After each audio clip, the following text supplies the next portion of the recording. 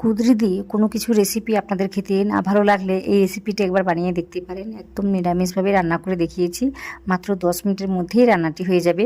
তো আশা করি আপনাদের ভালো লাগবে। ভীষণই টেস্টি রেসিপি, এটা দিয়ে ভাত রুটি সব কিছুই খেতে পারবেন।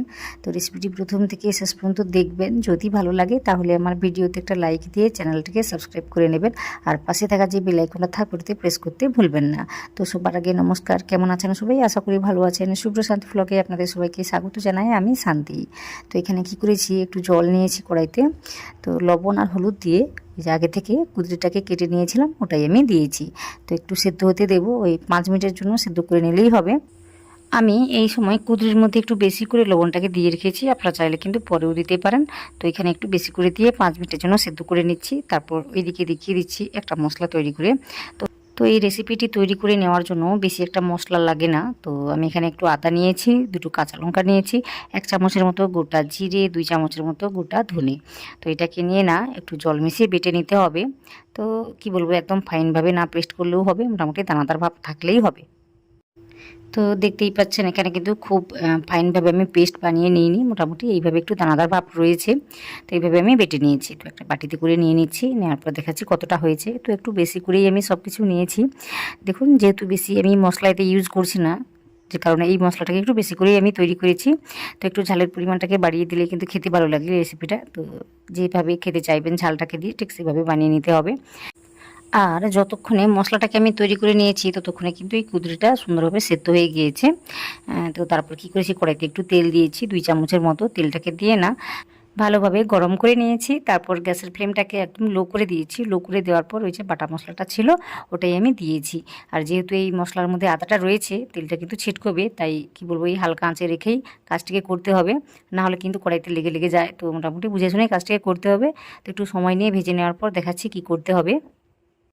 তো মশলাটাকে ভালোভাবে ভেজে নেওয়ার পর এখানে আমি কি করেছি, 1 চামচের মতো লঙ্কা গুঁড়ো দিয়েছি, আর একদম অল্প করে হলুদ গুঁড়ো দিয়েছি। এটা দিতে চাইলে দেবেন, না চাইলে না দেবেন। আমি অল্প করেই দিয়েছি, দিয়ে না সুন্দর করে ভেজে নিচ্ছি। হালকা আঁচেই ভেজে নিতে হবে। ভেজে নেওয়ার পর এতে আমি দিয়েছি একটু জল, ওই 1 চামচের মতোই। এটা না দিলেও কিছু না, কিন্তু আমি এখানে দেখেছি নিচে লেগে লেগে যাচ্ছে, তো যে কারণে আমি দিয়েছি। যখন দেখব মশলাগুলো সুন্দরভাবে ভাজা ভাজা হয়ে গিয়েছে বা তেলটা একদম ছেড়ে গিয়েছে, তখন আমি কি করব, ওই যে আগে থেকে সবজিটা সেদ্ধ করা ছিল তো ওটাই আমি নিয়েছি, নিয়ে আমি ভালোভাবে মিশিয়ে দিয়েছি। তো এইভাবে মোটামুটি কাজটিকে করে নিতে হবে, এতে করে কিন্তু খেতে ভালো লাগবে। একটু সময় নিয়ে মেশাতে হবে। আর এখানে আমি কোনো রকম লবণ ইউজ করছি না, কারণ আমি সেদ্ধ করার সময় অনেকটাই লবণ দিয়ে ফেলেছিলাম।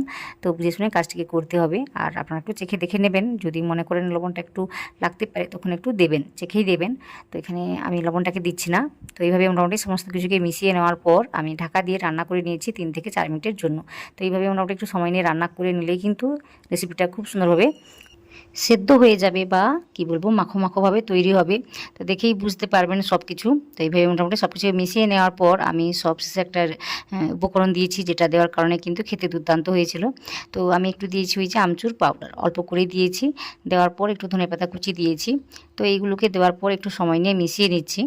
আমচুর পাউডার না থাকলে একটু চাট মশলাও দিতে পারেন। তো মোটামুটি যেটা থাকবে সেটা দিয়ে কাজটি করে নেবেন, এতে করে খেতে কিন্তু দুর্দান্ত লাগবে। এইভাবে মিশিয়ে নিয়েছি, মোটামুটি রান্নাটা এখানে কমপ্লিট হয়ে গিয়েছে। তো এইভাবে একবার রান্না করে দেখবেন, আশা করছি আপনাদের ভালো লাগবে। যদি ভালো লেগে থাকে তাহলে আমার ভিডিওতে একটা লাইক দিয়ে চ্যানেলটিকে সাবস্ক্রাইব করে নেবেন। পাশে থাকা যে বেল আইকনটা থাকবে ওটাতে প্রেস করতে ভুলবেন না। আর আমাকে কমেন্ট করে জানাবেন আজকের রেসিপিটি কেমন লাগলো, অবশ্যই একটা কমেন্ট করবেন। তাছাড়া কোনো রকম রেসিপি দেখতে চাইলে সেটাও কিন্তু কমেন্ট করে জানাবেন। আশা করি আজকে রেসিপিটি আপনারা সম্পূর্ণ দেখেছেন। আপনারা যারা দেখেছেন আপনাদের সবাইকে অনেক অনেক অনেক ধন্যবাদ জানাই।